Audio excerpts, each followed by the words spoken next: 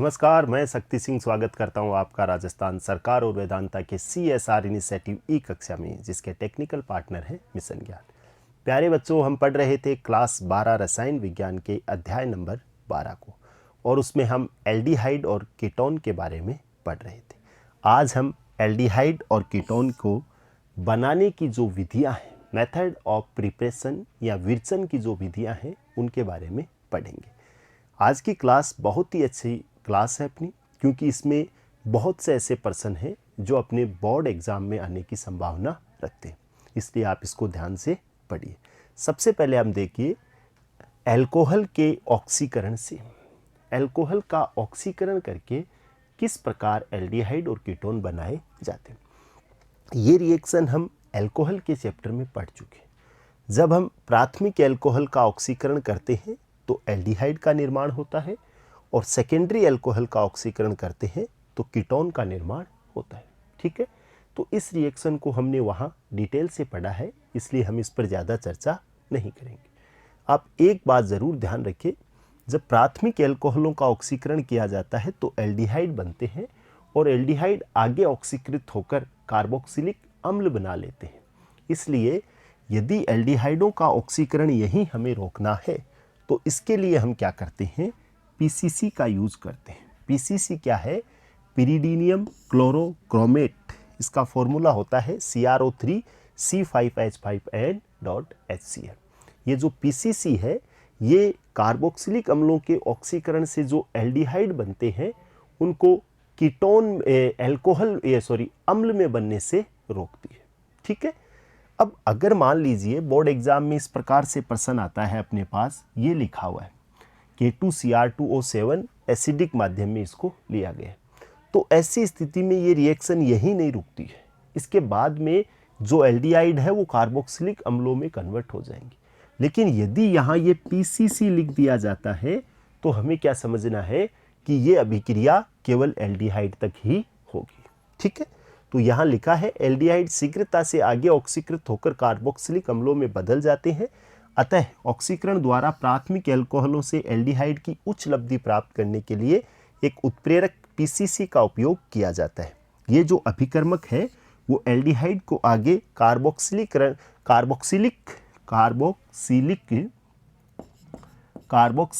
Acid में अम्ल में ऑक्सीकरण नहीं होने देता। ठीक, इसके बाद में देखो, एक है ओपेनार ऑक्सीकरण। ओपेनार ऑक्सीकरण क्या होता है? इस विधि में जो सेकेंडरी अल्कोहल है वो कीटोन में ऑक्सीकृत होता है। अब आप देखो, अपने पास ये सेकेंडरी अल्कोहल एक द्वितीयक अल्कोहल है, और इस द्वितीयक अल्कोहल की क्रिया हम एसीटोन के आधिक्य में करवाते हैं, मतलब इसकी क्रिया हम कीटोन के साथ करवाते हैं। ठीक है, ऐसी स्थिति में ये क्रिया किसके प्रेजेंस में होती है? ये एल्यूमिनियम ट्राई ब्यूटोक्साइड, ये देखो 3 ब्यूटोक्साइड है, एल्यूमिनियम ट्राई ब्यूटोक्साइड के साथ करवाई जाती है। होता क्या है, यहाँ जो सेकेंडरी अल्कोहल है वो तो बदल जाएगा कीटोन में, और जो कीटोन हमने लिया था उसका अपचयन हो जाएगा किसमें? अल्कोहल में। हम यूं कह सकते हैं कि अल्कोहल ऑक्सीकृत होकर कीटोन बना लेगा, और जिस कीटोन की प्रेजेंस में ये रिएक्शन हुई थी उस खुद का क्या हो जाएगा? अपचयन हो जाएगा। ठीक है, इसको भी थोड़ा सा ध्यान से देखना। इसके बाद में है अल्कोहल के उत्प्रेरकीय विहाइड्रोजनीकरण द्वारा डिहाइड्रोजिनेशन हो रहा है, और ये रिएक्शन भी हमने अल्कोहल के चैप्टर में पढ़ी थी। जो प्राथमिक अल्कोहल होते हैं, कॉपर की उपस्थिति में 573 केल्विन पे विहाइड्रोजनीकरण हो रहा है। यहाँ से हाइड्रोजन बाहर निकलेगी, एक हाइड्रोजन यहाँ से, एक हाइड्रोजन यहाँ से। अब एक हाइड्रोजन निकल गई तो ये CH और ये O इसके पास है, तो ये CHO बन गया। ये CHO बन गया, इसका मतलब क्या है? ये एल्डिहाइड का निर्माण हो गया है। ठीक है, कितने कार्बन है? 2 कार्बन है। कितने कार्बन का एल्डिहाइड बना है?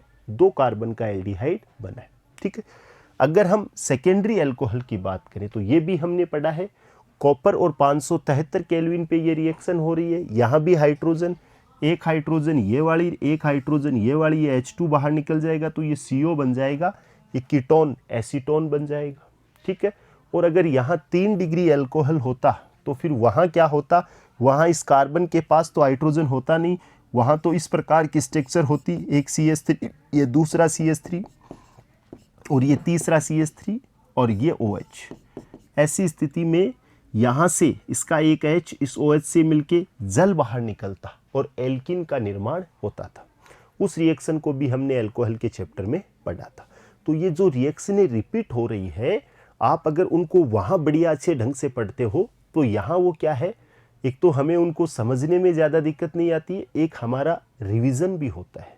ओके, नेक्स्ट देखो, नेक्स्ट है एल्केनोइक अम्लों के कैल्शियम लवणों के शुष्क आसवन द्वारा। कैल्शियम लवण क्या होते हैं? अब आप सबसे पहले तो ये देखो कि कोई एसिड है, जैसे एक सिंपल एसिड हमने फॉर्मिक अम्ल लिया है COOH, इसे हम फॉर्मिक अम्ल या मेथेनोइक अम्ल भी कहते हैं। ये सबसे सरल प्रकार का अम्ल है। यदि इसके एक H को हटा दिया जाए तो ये बनेगा HCOO-। ये फॉर्मिक अम्ल से बना है, इसलिए इसे हम फॉर्मेट कहते हैं। अगर यहाँ एसिटिक अम्ल होता, मतलब CH3 होता, तो ये CH3COO- बनता, इसे हम एसीटेट कहते हैं। ठीक है, अगर कोई और कार्बन होता, इन्हें कार्बोक्सिलेट आयन कहा जाता है। तो ये फॉर्मेट आयन बना, एसीटेट आयन बना। अब ये कैल्शियम के साथ जुड़ा है, मतलब यहाँ से इसके साथ Ca जुड़ा है। अब Ca के ऊपर चार्ज क्या होता है, +2 होता है।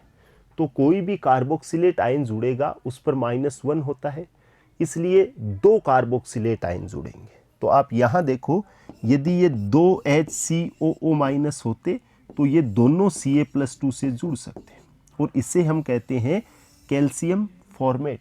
यदि हमारे पास सोडियम होता तो 2 आयनों की जरूरत नहीं पड़ती, फिर हम उसको ऐसे लिख देते HCOONA, क्योंकि Na पर +1 होता है और एसीटेट, ये जो फॉर्मेट आयन है, इस पर भी -1 होता है। तो इसको तो हम सिंपली सोडियम फॉर्मेट कह सकते हैं। लेकिन जब हमने कैल्शियम लिया है तो ये हो गया कैल्शियम फॉर्मेट, यानी HCOO और इनसे Ca जुड़ा हुआ है। ठीक है, इसका शुष्क आसवन करते हैं। इसमें क्या होता है, CaCO3 बाहर निकलेगा। दिमाग में ये रखिए, CaCO3 बाहर निकलेगा। ये CaCOO, CaCO3 बाहर निकल गया, बचा क्या, HCOH, एल्डिहाइड बन गया। और कौन सा एल्डिहाइड बना, फॉर्मेल्डिहाइड। यानी कैल्शियम फॉर्मेट लिया है, मतलब फॉर्मिक एसिड का सॉल्ट लिया है, और वो भी कौन सा सॉल्ट, कैल्शियम सॉल्ट लिया है। तो क्या बनेगा, फॉर्मेल्डिहाइड बनेगा। यहाँ कोई दिक्कत नहीं है। अब आप ध्यान देना, यदि मैं इन दोनों को R कर देता, अगर R कर देता तो ये RCOOR कीटोन बन जाता। क्या बन जाता, RCOR कीटोन बन जाता। ठीक है, तो आप ये ध्यान रखना, यहाँ दोनों H, मतलब जो 2 आपने लिए हैं कार्बोक्सिलेट आयन लिए हैं, वो दोनों ऐसे हो जिनमें यहाँ H ना हो, कोई भी R हो सकता है वो यहाँ CH3 हो। अगर यहाँ RCH3 और यहाँ भी CH3 हो, तब ये बन जाता CH3COCH3, एसीटोन बन जाता। अब आप एक स्थिति और देखिए, मैं ये कहता हूँ, जैसे नेक्स्ट स्थिति में यहाँ तो हमने दोनों R लिए हैं। जब दोनों R लिए हैं तो क्या हो रहा है, यहाँ से देखिए, यहाँ दोनों R लिए हैं, CaCO3 बना है, कीटोन का निर्माण हो गया। अब हमने क्या किया है, एक तो ऐसा सॉल्ट लिया है जिसमें ये दोनों R है। ठीक है, मतलब कोई भी ऐसा कैल्शियम एल्केनोएट लिया है, और एक ऐसा लिया है जिसके अंदर फॉर्मेट है, कैल्शियम फॉर्मेट है। मतलब एक ऐसा लिया है जिसमें दोनों R है, और एक ऐसा लिया है जिनमें दोनों H है। यानी एक तो फॉर्मिक एसिड से बना हुआ सॉल्ट है और एक अदर किसी एसिड से बना हुआ सॉल्ट। अब इसमें भी वही होगा, कैल्शियम कार्बोनेट बाहर निकलेगा, यहाँ से ये CaCO3 और यहाँ से ये CaCO3। अब आप देखो बचा क्या, RCO और ये H, RCOH, और इधर देखो ये एक RCOH। यानी ऐसा एल्डिहाइड बनेगा जिसमें फॉर्मेल्डिहाइड के अतिरिक्त कोई अन्य एल्डिहाइड बनेगा। बस ध्यान ये रखना है, अगर ये RCH3 होता तब एसिटेल्डिहाइड बन जाता, और अगर ये RCH3CH2 होता तो फिर अदर कोई एल्डिहाइड, 3 कार्बन का एल्डिहाइड बन जाता। ठीक है, कोई दिक्कत नहीं है। इसके बाद में देखो एल्कीन के ओजोनी अपघटन द्वारा। ये रिएक्शन भी बहुत अच्छी है। ये एल्कीन है। एल्कीन किससे कहते हैं? कार्बन और कार्बन के बीच डबल बॉन्ड हो। ये सिंपल एल्कीन है एथीन, और इसका ओजोनी अपघटन कर रहे हैं, ओजोन से क्रिया हो रही। अब जब ओजोन से क्रिया होगी तो ये CH2, ये CH2, बीच में जो डबल बॉन्ड थे वो हट जाएंगे और ओजोन इस प्रकार से जुड़ जाएगी, एक ओजोन ऊपर और दो ओजोन नीचे, इस प्रकार। अब ये ऐसे ब्रेक होगा तो ये CH2O, CH2O, CH2O का मतलब क्या होता है? मैं इसको ऐसे लिख दूं HCHO, या फिर मैं इसको ऐसे लिख दूं CH2O। एक ही बात है। इन दोनों ही चीज़ों को हम क्या कहते हैं? इन दोनों को ही हम फॉर्मेल्डिहाइड कहते हैं। क्या कहते हैं? फॉर्मेल्डिहाइड। तो ये छोटी छोटी चीज़ें आप ध्यान रखा करो। CH2O क्या है? CH2O फॉर्मेल्डिहाइड है। ठीक है, तो आप यहाँ से क्या समझ रहे हो? जब ओजोनी अपघटन किया तो फॉर्मेल्डिहाइड का निर्माण हुआ, और ये जो एक O बचा है वो इस जल के साथ क्रिया करके H2O2 हाइड्रोजन पेरोक्साइड के रूप में बाहर निकल जाएगा। अब आप यहाँ भी एक चीज़ समझो अच्छे से। अगर मैं इसके H हटा के कोई अदर ग्रुप लगा देता हूँ, R एल्किल समूह जोड़ दे, जैसे ये C डबल बॉन्ड C है, मैंने एक तो H रखा और एक कोई R की जगह जैसे CH3 लगा दिया, एक इधर H रखा और एक CH3 इस तरफ लगा दिया। ऐसी स्थिति में जब ओजोन इससे जुड़ेगी तो क्या होगा? ये डबल बॉन्ड तो हट जाएगा, और ये डबल बॉन्ड हट जाएगा तो एक ऑक्सीजन तो इस प्रकार से और दो ऑक्सीजन ऐसे जुड़ जाएंगे। इसको तोड़ दीजिए, क्या बनेगा? CH3CHO, एसिटाल्डिहाइड का निर्माण हो जाएगा, जिसको आप यहाँ देख सकते हो। ये देखो R जोड़े हैं मैंने, अब R की जगह मैं CH3 जोड़ सकता हूँ। अगर R जोड़े हैं तो RCHO, फॉर्मेल्डिहाइड के अतिरिक्त कोई भी अन्य एल्डिहाइड बन सकता है। अगर आप देखो मैंने दोनों हाइड्रोजन हटाए और दोनों की जगह कोई R समूह जोड़ दिया। अब जब मैं इसका ओजोनी अपघटन करूंगा तो ये ओजोन, ये ओजोन, ये ओजोन, इसे हम ओजोनाइड कहते हैं। ओजोनाइड का निर्माण होगा। यहाँ भी ये क्या है? ये ओजोनाइड है, और यहाँ भी ये क्या है? ये भी ओजोनाइड है। ठीक, अब यहाँ से ये देखो RCOR, RCOR, कीटोन का निर्माण हो जाएगा। किसका निर्माण होगा? कीटोन का। तो यदि आप एल्कीन या एथीन के दोनों हाइड्रोजन हो तब तो बनेगा फॉर्मेल्डिहाइड, और अगर दोनों हाइड्रोजनों में से एक एक हाइड्रोजन रिप्लेस होकर कोई एल्किल समूह जुड़ा हुआ हो तब बनेगा एल्डिहाइड। फॉर्मेल्डिहाइड के अतिरिक्त अन्य कोई एल्डिहाइड। और अगर दोनों ही हाइड्रोजन, दो इसे के और दो इसके, चारों हाइड्रोजन गए, चार एल्किल समूह जुड़े, ऐसी स्थिति में कीटोन का निर्माण होता है। ठीक है, नेक्स्ट देखिए, एल्काइनों के जल योजन द्वारा। जो एल्काइन होती है, जब कार्बन और कार्बन पे ट्रिपल बॉन्ड होता है इन दोनों के बीच में, तो हम इसे एल्काइन कहते हैं। त्रिबंध होते हैं, जल का योग हो रहा है। अब जल होता है HOH, तो एक जगह H जुड़ जाएगा और एक जगह OH जुड़ जाएगा। असंतृप्त एल्कीन है, और जब इन पर किसी ध्रुवीय भाग का योग होता है तो मार्कोनिकोव का नियम लगता है। लेकिन यहाँ तो कोई भी जो एल्कीन है वो असंतृप्त तो है, एल्काइन है, असंतृप्त हाइड्रोकार्बन है, लेकिन असम्मित नहीं है। अगर ये असम्मित नहीं है, सिमेट्रिकल है, तो यहाँ तो आप कहीं भी H जोड़ दीजिए और कहीं भी OH जोड़ दीजिए, कोई दिक्कत नहीं है। ये ट्रिपल बॉन्ड जो है वो डबल बॉन्ड में बदल जाएगा। अब आप यहाँ देखो, मैंने यहाँ OH जोड़ा है तो ये CHOH हो गया, यहाँ H जोड़ा है तो ये CH2 हो गया। इसे इनोल कहते हैं।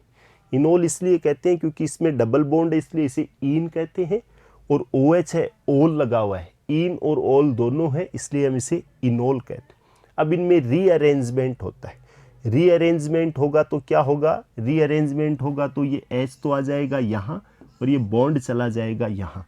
जैसे ये H यहाँ आएगा ये CH3 हो जाएगा, ये CHO, और ये एल्डिहाइड एथेनॉल का निर्माण हो जाएगा। ठीक है, अब आप यहाँ देखो, यहाँ मैंने क्या किया है, जो एल्काइन थी उस एल्काइन में दोनों तरफ H थे, एक H तो ऐसा ही रखा और एक को मैंने R ले लिया। अब यदि मैं इस पर HOH का योग करवाता हूँ तो ये जो ऋणावेशित भाग OH माइनस है वो इस कार्बन पर जुड़ेगा, क्योंकि ये असममित एल्काइन है। और जब असंतृप्त हाइड्रोकार्बन होते हैं वहाँ मार्कोनिकोव का नियम लगता है, और मार्कोनिकोफ ये कहता है कि जो ऋणावेशित भाग है, जुड़ने वाला ऋणावेशित भाग उस कार्बन से जुड़ेगा जहां हाइड्रोजन परमाणुओं की संख्या कम होती है। यहाँ एक हाइड्रोजन है, इस कार्बन के पास कोई हाइड्रोजन नहीं। यहाँ OH जुड़ेगा तो आप देखो RCOH यहाँ जुड़ गया और ये CH2, फिर रीअरेंजमेंट हो जाएगा, ये हाइड्रोजन तो यहाँ चला जाएगा और ये बॉन्ड यहाँ जाएगा, तो ये RC डबल बॉन्ड O और ये CH3 हो जाएगा, कीटोन का निर्माण हो जाएगा। ठीक है, तो इसमें भी कोई विशेष आपकी दिक्कत नहीं होनी चाहिए। इसके बाद में देखो ग्रिग्नार्ड अभिकर्मक से। अब ग्रिग्नार्ड अभिकर्मक से जो हम कई प्रकार से ये एल्डिहाइड और कीटोन बना सकते। सबसे पहले एथिल फॉर्मेट की अभिक्रिया। पहले तो हम ये समझते हैं एथिल फॉर्मेट क्या होता है। तो आप ये देखो, अगर ये इस प्रकार की संरचना होती तब तो हम इसे फॉर्मिक एसिड कहते हैं, और यहाँ से इसका एक H जो है वो हट गया है, और इस H के हटने पर इसके स्थान पर क्या जुड़ा है, इसके स्थान पर एक एथिल समूह C2H5 जुड़ा है। तो ये एक प्रकार का एस्टर है, क्योंकि ऐसी स्ट्रक्चर जिनमें होती है उनको हम क्या कहते हैं, एस्टर कहते हैं। एथिल फॉर्मेट एक प्रकार का एस्टर है और फॉर्मिक एसिड का व्युत्पन्न है। अब इसकी क्रिया RMgX से हो रही है। हमें पता है सिंपली कि इसमें जो Mg है वो पॉजिटिव और R नेगेटिव, और यहाँ ये जो कार्बोनिल ग्रुप है इस पे प्लस और इस पे क्या होता है माइनस, तो ये जो R है वो तो जुड़ेगा यहाँ। तो आप ध्यान से देखना यहाँ पे, यहाँ से हम देखते हैं तो ये CO, इस O से तो जुड़ गया है MgX, इस O से तो क्या जुड़ गया है MgX, और जो R है वो R कहाँ जुड़ा है, इस कार्बन से जुड़ा है।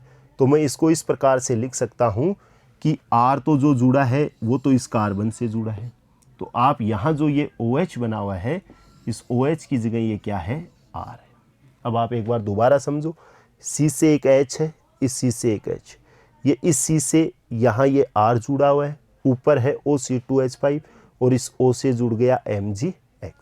ठीक है, बाद में क्या हो रहा है, बाद में आप देखो यहाँ से इसमें शिफ्टिंग होगा। शिफ्टिंग क्या होगा, जो ये OMgX है इसके साथ ये C2H5 इसके नेगेटिव भाग से Mg के साथ ये जुड़ जाएगा। तो ये Mg इससे X जुड़ा हुआ था और ये OC2H5 इससे जुड़ गया है, और ये C और O के बीच जो बॉन्ड है डबल बॉन्ड हो जाएगा। ठीक है, मैं इसको थोड़ा सा आपको अलग से बता देता हूँ जिससे हमें थोड़ा ध्यान रहे। ये तो अपने पास एथिल फॉर्मेट है COOC2H5, ठीक है, और इसकी क्रिया हम किससे करवा रहे हैं, RMgX से करवा रहे हैं। Mg पॉजिटिव और R क्या है, नेगेटिव। ठीक है, ये यहाँ आंशिक धनावेश होता है, इस पर आंशिक ऋणावेश होता है। ये R तो जुड़ेगा यहाँ और ये MgX जुड़ेगा यहाँ। ये H में ऐसा कैसा लिख देता हूँ। ठीक, अब ये जो C है इससे यहाँ तो जुड़ गया R और यहाँ जुड़ गया O से MgX, ये डबल बॉन्ड सिंगल में बदल जाएगा, और इधर क्या है OC2H5। ठीक है, अब ये जो Mg का जो पॉजिटिव भाग है इससे ये OC2H5 यहाँ जुड़ जाएगा। तो अगर मैं इसको यहाँ अलग से लिखूँ तो जो Mg है उससे एक तो X जुड़ा हुआ है और एक ये जुड़ जाएगा OC2H5, तो ये जुड़ गया OC2H5, जुड़ गया।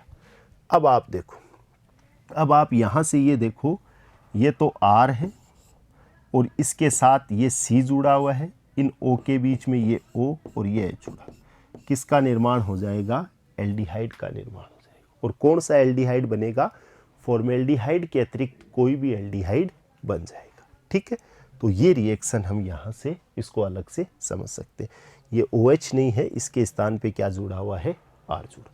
अब आप आगे देखिए, आगे हम कहते हैं हाइड्रोजन साइनाइड की अभिक्रिया HCN से बना रहे, वही RMgX का योग। तो आप देखो इस C के साथ तो जुड़ जाएगा R और जो N है उसके साथ जुड़ जाएगा MgX, और ये जो 3 बंध है वो कितने बंध में बदल जाएंगे, 2 बंध। अब क्या हो रहा है, अब इसका जब हम जल अपघटन करते हैं, जब हम जल अपघटन करेंगे तो इसमें एक HOH और फिर एक दूसरा HOH, ठीक है। ये MgX है, इससे एक OH जुड़ जाएगा तो MgXOH, ठीक है। अब ये जो N है वो 2H और 1H 3H से मिलकर क्या बनाएगा, NH3। केवल यहाँ एक O बचा है, वो इस R, C और इस N के पास में यहाँ क्या मिल जाएगा, O, और ये क्या बन जाएगा, एल्डिहाइड बन जाएगा। तो यहाँ भी कोई दिक्कत नहीं है, यहाँ भी सिंपल सा काम है। जो साइनाइड है उससे हम क्या बना रहे हैं, उससे हम एल्डिहाइड बना रहे हैं। किसकी क्रिया करवा रहे हैं, RMGX की क्रिया करवा रहे हैं। इसके बाद में देखो गिरनार अभिकर्मक से कीटोन का संश्लेषण, हमें कीटोन बनाना है। तो एक तरीका तो ये है जो हमने ये रिएक्शन देखी थी। अब इस रिएक्शन में मैं जो एथिल फॉर्मेट है उसके अलावा कोई अन्य, जैसे यहाँ इस H की जगह R ले लेता हूँ, तो फाइनली आप देखो इस H की जगह R हो जाएगा और ये कीटोन बन जाएगा। और यदि मैं इस HCN में इस H की जगह R ले लेता हूँ तो यहाँ जो ये H है इसकी जगह R हो जाएगा और ये कीटोन बन जाएगा। तो आगे वाली जो ये दोनों रिएक्शन है वो बहुत सिंपल है। यहाँ वहाँ हमने एथिल फॉर्मेट लिया था, आप इसके अतिरिक्त कोई अन्य एस्टर ले लीजिए, जैसे एथिल एस्टर ले लिया है। मतलब ये जो R है ये हमने क्या लिया है, ये हमने उस H के स्थान पे लिया। जब हमने ये R लिया है तो यहाँ R आ गया। इस रिएक्शन को आप आसानी से कर सकते हो। दूसरी ये है, यहाँ हमने CN साइनाइड के साथ हमने एल्किल साइनाइड ले लिया है, RCN लिया है। तो RCN लिया है तो यहाँ H के स्थान पे R आ जाएगा और किसका निर्माण हो जाएगा, कीटोन का निर्माण हो जाएगा। कोई दिक्कत नहीं है। आगे देखिए, एल्केनॉइल क्लोराइड से भी क्रिया, RMGX की क्रिया किससे करवा रहे हैं, COCl, RCOCl। अगर ये CH3 होता तो फिर हम इसे एसिटिल क्लोराइड CH3COCl, या इसे हम क्या कहते हैं, इन्हें IUPAC में एल्केनॉइल हैलाइड कहा जाता है। वो एथेनॉइल हैलाइड या एथेनॉइल क्लोराइड हो जाता है। इसकी क्रिया RMGX के साथ हो रही है। पहले मैं अलग से आपको थोड़ा बता दूं।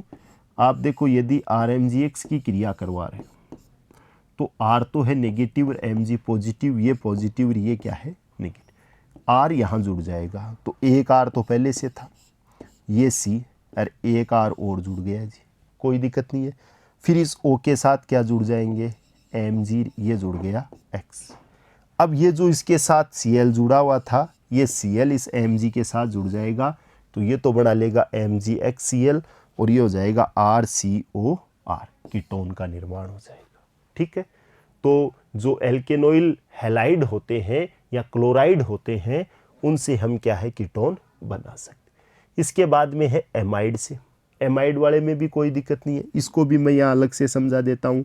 ये CONH2 है और ये R है, इसको हम RCONH2 को एमाइड कहते हैं। इसकी क्रिया हम किससे करवा रहे हैं, वही RMGX से। ठीक है, Mg पॉजिटिव और R पे क्या है, नेगेटिव।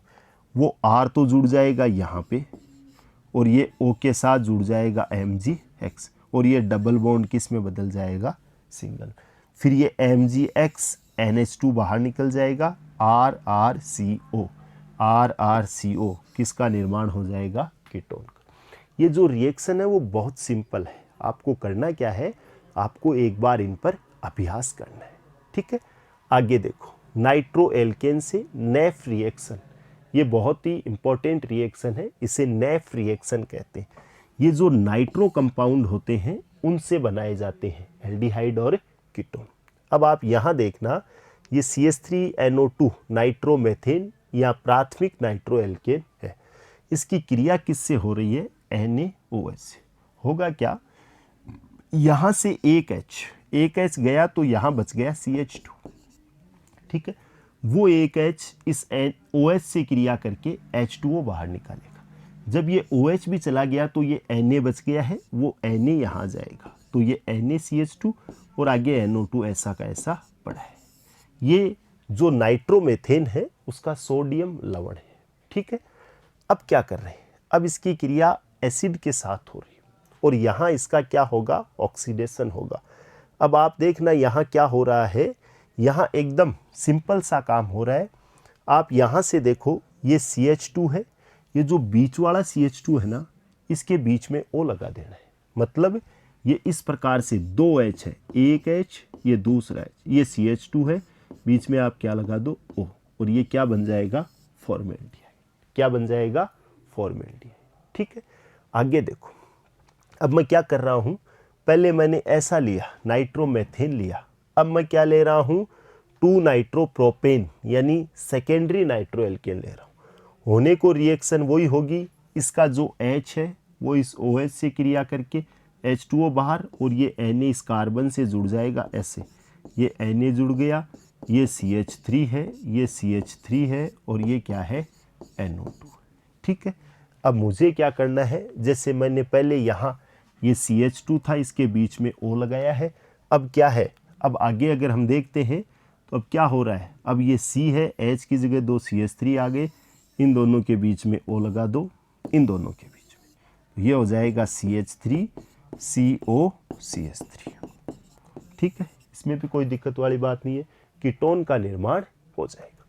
इसके बाद में आप देखो जेम डाई हैलाइडों के जल अपघटन द्वारा, ये भी बहुत सिंपल है। ये जेम डाई हैलाइड है, एक ही कार्बन पर 2 हैलोजन जुड़े हुए, और वो हैलोजन कौन से हैं, क्लोरीन है, इसे हम एथिलीडीन क्लोराइड भी कहते हैं। जलीय KOH के साथ क्रिया हो रही है, यहाँ से एक केर 1 Cl KCl, दूसरा केर Cl 2 KCl, एक OH यहाँ जुड़ जाएगा और एक OH यहाँ जुड़ जाएगा, एक ही कार्बन पर 2 OH आ जाएंगे। जब एक ही कार्बन पर 2 OH आते हैं तो वो अस्थायी हो जाता है और एक जल का अणु H2O बाहर निकल जाएगा, ये बन जाएगा CH3CHO, एल्डिहाइड का निर्माण हो जाएगा। ठीक है, दोबारा देख लीजिए इसको, जब इसका जल अपघटन किया, KOH से क्रिया हुई, एक KCl दूसरा KCl बाहर निकल गए, एक OH यहाँ एक OH यहाँ, जब एक ही कार्बन पे 2 OH होते अस्थायी होता है, यहाँ से एक जल का अणु बाहर निकलेगा, CH3CHO, एल्डिहाइड का निर्माण हो जाएगा।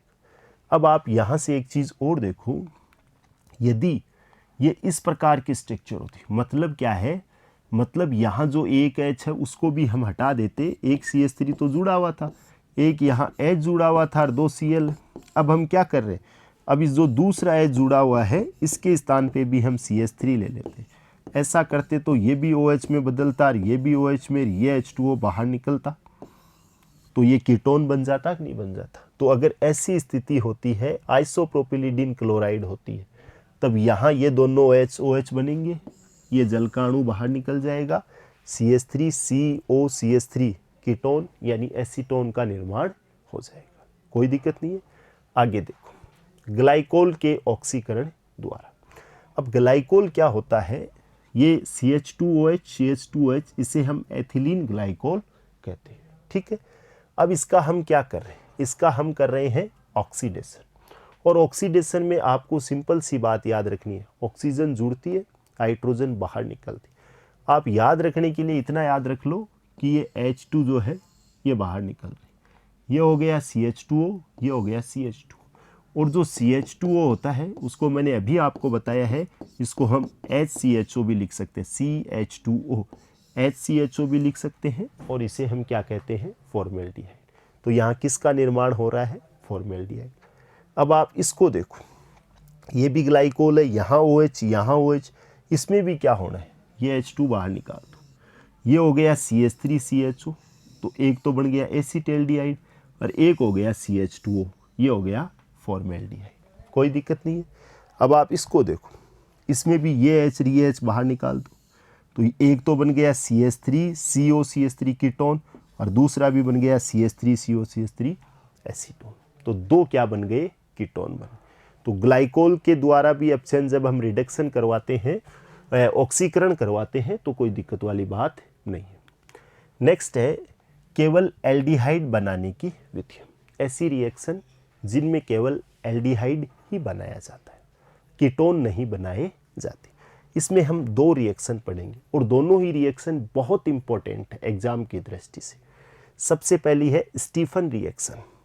इसमें क्या करते हैं, जो साइनाइड होते हैं, एल्केन नाइट्राइल होते हैं, उनका SnCl2 और HCl के साथ रिएक्शन होती है ईथर की उपस्थिति में, और ये अपचयन होता है, उनका रिडक्शन होता है।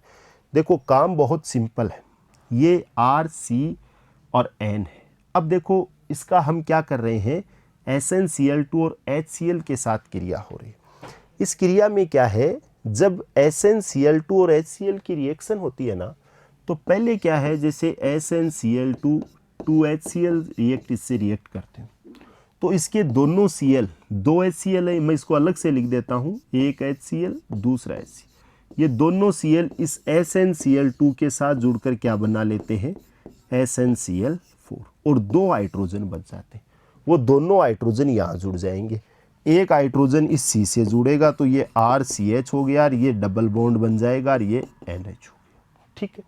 बाद में इससे HCl फिर जुड़ेगा तो ये RCH NH इसके साथ जुड़ जाएगा HCl, ये ऐसी स्ट्रक्चर बनेगी।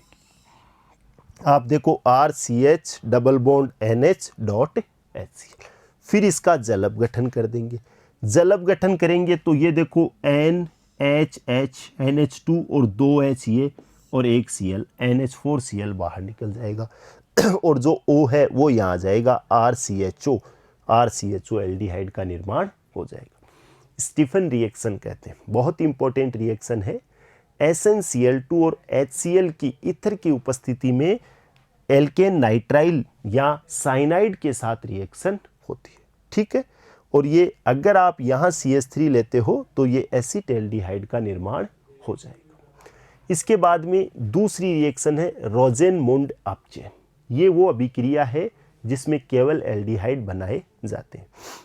ये रिएक्शन जो एसिड क्लोराइड होते हैं या अम्ल क्लोराइड, जिन्हें हम एल्केनॉइल क्लोराइड भी कहते हैं, RCOCl के साथ होती है। सबसे इम्पोर्टेंट बात है, ये PDBSO4 की उपस्थिति में होती है। देखो PDBSO4 नाम आते ही आपके दिमाग में आना चाहिए रोजेनमुंड अपचेन। और रोजेनमुंड रिडक्शन जो रिएक्शन है, अम्ल हैलाइडों की या अम्ल जो क्लोराइड होते हैं, एसिड क्लोराइड RCOCl की होती है और इसमें एल्डिहाइड बनाए जाते हैं। अपचेन की रिएक्शन है, हाइड्रोजन इसमें जुड़ेगी, एक H इसके Cl से क्रिया करके HCl, एक H यहाँ जुड़ जाएगा, RCHO एल्डिहाइड का निर्माण हो जाएगा। रिएक्शन बहुत सिंपल है, एक H Cl से क्रिया करके HCl और दूसरा H यहाँ जाएगा तो RCOH यानी एल्डिहाइड का निर्माण हो जाएगा। दूसरी बात, अगर मैं यहाँ फॉर्मेल्डिहाइड बनाना चाहता तो इस R की जगह मुझे H लेना पड़ता, तब ये बनता HCOCl। अब ये HCOCl क्या है, अस्थायी होता है, अनस्टेबल होता है, इसलिए रोजेनमुंड अपचेन अभिक्रिया केवल एल्डिहाइड बनाने की विधि है, लेकिन इसमें फॉर्मेल्डिहाइड का निर्माण नहीं होता। क्यों? क्योंकि HCOCl कमरे के ताप पर अस्थायी अनस्टेबल होता है। एक प्रश्न तो आप ये याद रखोगे। दूसरा प्रश्न, यहाँ ये जो BaSO4 है इसकी क्या भूमिका है, तो आप देखो सामान्यतः एल्डिहाइड आगे अपचयित होकर प्राथमिक एल्कोहलों में बदल जाते हैं। अब जैसे हमने सामान्यतः अगर हम इससे क्रिया करके एल्डिहाइड बना रहे हैं तो इस एल्डिहाइड का वापस रिडक्शन होता है और ये एल्कोहल प्राथमिक एल्कोहलों में बदल जाएगा। तो इसे रोकने के लिए जो BaSO4 है, बेरियम सल्फेट है, वो PD के लिए एक विष का काम करता है। तो यहाँ बेरियम सल्फेट की भूमिका क्या है, वो इस एल्डिहाइड को पुनः जो एल्कोहल है उनमें अपचयित नहीं होने देता। ठीक है, इसको भी आप अच्छे से याद रखेंगे। स्टीफन रिएक्शन, रोजेनमुंड अपचेन क्या है, ये दोनों अभिक्रियाएं वो अभिक्रियाएं हैं जिनमें एल्डिहाइड बनाए जाते हैं, केवल एल्डिहाइड बनाए जाते हैं। इसके बाद में देखो केवल कीटोन बनाने की विधि, और ये एसिटो एसिटिक एस्टर से हो रही है। अब आपको ये याद रखना है कि ये एसिटो एसिटिक एस्टर क्या है। आप देखो ये CH3 CO CH2 COO C2H5, इसको हम एसिटो एसिटिक एस्टर कहते हैं और इसका जल अपघटन हो रहा है। अब अगर आपको ये ध्यान है तब कोई दिक्कत नहीं। इसका जल अपघटन हो रहा है तो हमें क्या करना है, हमें केवल इस CO कार्बोनिल ग्रुप के पास जो एस्टर वाला ग्रुप दिख रहा है, इसमें CO के पास OH लिखना है। ये OH लिख दीजिए, यहाँ ये OH, दो OH लिख दीजिए, याद रखने में हमें आसानी रहेगी। अब आप देखो यहाँ क्या निकल रहा है, इसको बाहर निकाल दीजिए, H2CO3 कार्बोनिक एसिड बाहर निकल गया H2CO3, इधर बचा C2H5OH, ये एल्कोहल बन गया C2H5OH। इधर देखो क्या बचा CH3 CO CH2 और H क्या हो गए CH3, कीटोन का निर्माण हो जाएगा। किसका निर्माण हो जाएगा? कीटोन का। यदि आप ये जो H है या यहाँ वाला H है, मान लीजिए इसको हटाकर कोई R अदर ग्रुप जोड़ देते हो, जैसे मैंने यहाँ CH ले लिया और यहाँ R ले लिया, तो फिर ये CH2 और यहाँ क्या हो जाता R, कोई अन्य कीटोन बन जाता। ठीक है, तो ये केवल एक ही मेथड अपनी बुक में दे रखा है, एसिटो एसिटिक एस्टर से किस प्रकार से बनाते हैं। थोड़ा सा इस पे आप वर्क करोगे, आपको ये अच्छे से समझ में आ जाएगी। नेक्स्ट हम इनकी फिजिकल प्रॉपर्टीज की बात करते हैं। तो देखो, अगर फॉर्मेल्डिहाइड की बात करें तो वो गैसीय अवस्था में रहता है। जो निम्न एल्डिहाइड और कीटोन होते हैं वो वाष्पशील द्रव होते हैं, और उच्च एल्डिहाइड और कीटोन जो है वो ठोस होते हैं। इनकी गंध अरुचिकर होती है। एल्डिहाइड फलों के समान गंध देते हैं, कीटोन जो है वो रुचिकर गंध वाले द्रव होते हैं। इनका उपयोग सुगंध के रूप में भी किया जाता है। ये तो सिंपल सी बात है, कोई दिक्कत नहीं है। क्वथनांक की बात करें तो देखो, इनमें कार्बोनिल समूह उपस्थित होता है और इनके अणुओं के मध्य द्विध्रुव अंतराणुविक आकर्षण उत्पन्न होता है। इसलिए इनके क्वथनांक जो है, जो समान इनके एल्केन होते हैं, समान अणुभार वाले, उनसे ज़्यादा होते हैं। और ज़्यादा होने का कारण है कि कार्बोनिल समूह जो है वो द्विध्रुव अंतराणु का आकर्षण उत्पन्न करता है। कार्बोनिल यौगिकों के अणुओं के बीच अंतराणुक आकर्षण बल एल्कोहल के अणुओं के बीच पाए जाने वाले हाइड्रोजन आबंध से कमजोर होते हैं। इसीलिए कार्बोनिल यौगिक एल्डिहाइड हो चाहे कीटोन हो, इनके क्वथनांक एल्कोहल से कम होते हैं, क्योंकि एल्कोहल में जो H बॉन्डिंग होती है वो अधिक मजबूत होती है ये कार्बोनिल समूह के द्विध्रुव अंतराणुविक आकर्षण बल से। ठीक है, इसके बाद में हम इनकी विलेयता सोल्यूबिलिटी की बात करते हैं। तो देखो, निम्न कार्बोनिक यौगिक जो होते हैं वो जल में घुलनशील होते हैं। क्यों? क्योंकि इन कार्बोनिल यौगिक जो है वो जल के साथ भी H बॉन्ड बनाता है, इसलिए ये पानी में क्या हो जाते हैं, घुल जाते हैं। जैसे यदि हम इसकी बात करें तो ये H2O जल है और ये कार्बोनिल यौगिक एल्डिहाइड है। इसका O हाइड्रोजन के H से H बॉन्ड बना रहा है। अगर ये कीटोन है तो इसका O हाइड्रोजन के H बॉन्ड से क्या बना रहा है, H बॉन्ड बना रहा है जल के हाइड्रोजन के साथ। तो ये भी क्या है, H बॉन्डिंग के कारण ये पानी में विलय या घुलनशील होते हैं। ठीक है, तो आज का जो अपना टॉपिक है इसमें हमने एल्डिहाइड और कीटोन के बनाने की विधियां या विरचन की विधियों को पढ़ा। इसमें बहुत सी नेम रिएक्शनों के बारे में भी पढ़ा। एग्जाम की दृष्टि से ये महत्वपूर्ण है। आप एक बार इस पर अच्छे से अभ्यास कीजिए और खूब प्रैक्टिस कीजिए। ठीक है, अगले वीडियो में हम एल्डिहाइड और कीटोन की जो केमिकल रिएक्शन है, रासायनिक गुणधर्म है, उनके बारे में चर्चा करेंगे। ठीक है, थैंक यू।